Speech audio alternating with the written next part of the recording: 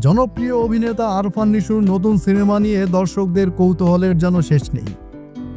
সুড়ঙ্গ ও দাগি সিনেমার সাফল্যর পর তার প্রতি দর্শকদের আগ্রহ আরও বাড়িয়ে দিয়েছে শাকিব খানের তাণ্ডবে তার এক ঝলক উপস্থিতি।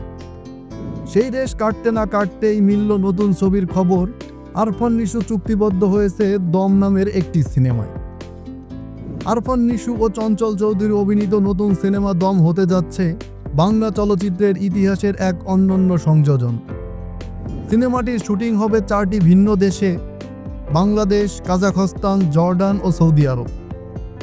এতগুলো দেশে শুটিং হওয়া এটাই সম্ভবত প্রথম বাংলা সিনেমা যা বাংলা ইন্ডাস্ট্রিকে পৌঁছে দিচ্ছে আন্তর্জাতিক স্টেজে।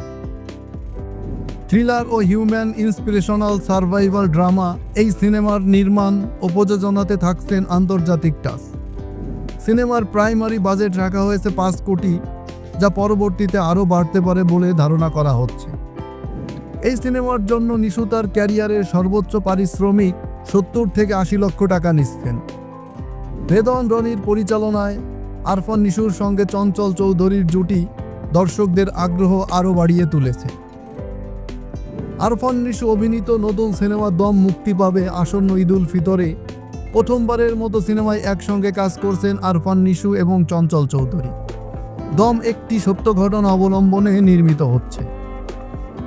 এরই মধ্যে দম সিনেমাটি নিয়ে দর্শকদের মধ্যে আগ্রহ তৈরি হয়েছে, বিশেষ করে সুড়ঙ্গ এবং দাগি সিনেমার সাফল্যর পর। সিনেমাটি গল্প নির্ভর এবং পারফরমেন্স বেসড হবে বলে জানা গেছে।